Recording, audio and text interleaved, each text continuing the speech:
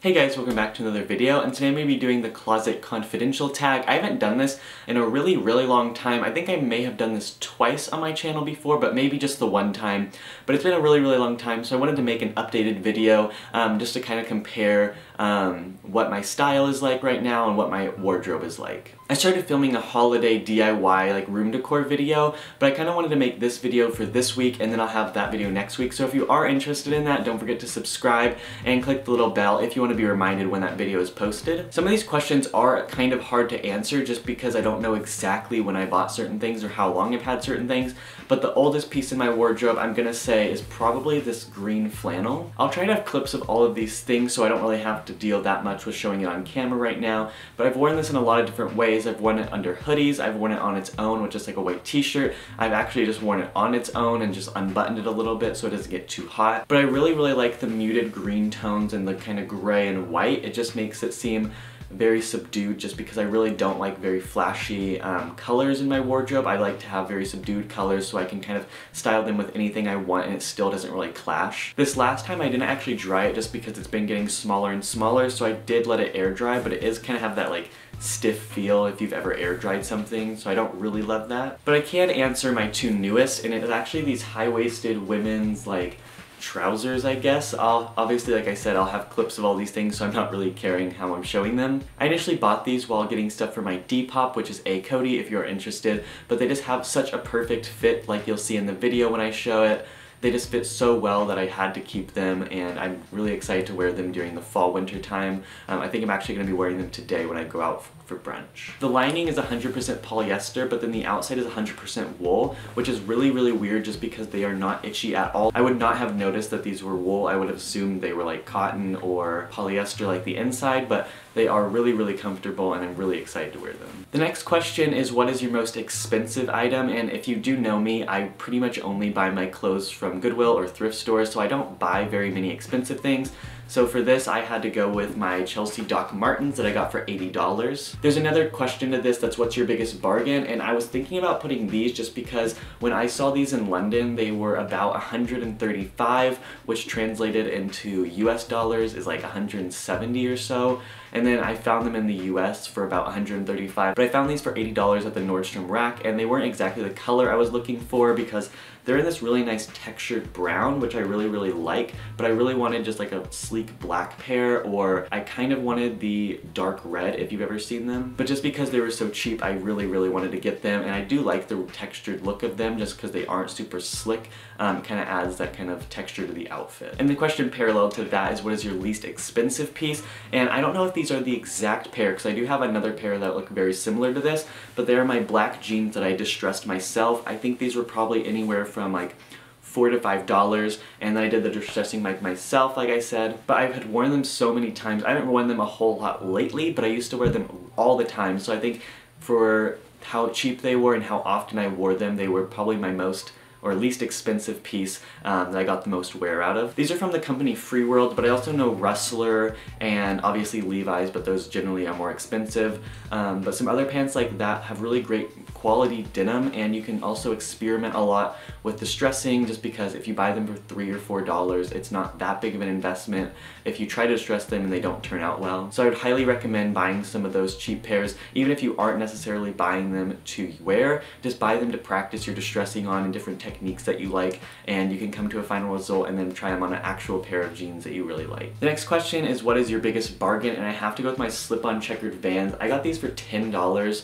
not even half off. They were just the regular price, and usually these go for like $40 or $50, but when I saw them I had to pick them up because they were in my exact size and they were $10. I've gotten a lot of wear out of these as well, so they definitely are my biggest bargain. I know a lot of people who spent a lot of money on them, and it was so crazy that I happened to come across them just because the Goodwill where I always go to doesn't usually have the greatest shoes, or if they do, they're anywhere from like $20 to $40, which I'm not really wanting to spend unless I've been having my eye on that pair of shoes for a long time and they happen to be there. But whenever I see shoes like this, or one time I got Stan Smiths for like $8 as I always pick them up just because I know I'll never see them again in that my same size and that same price. As for my biggest waste of money, this is something I also got at the Nordstrom rack, and it are these Clark boots.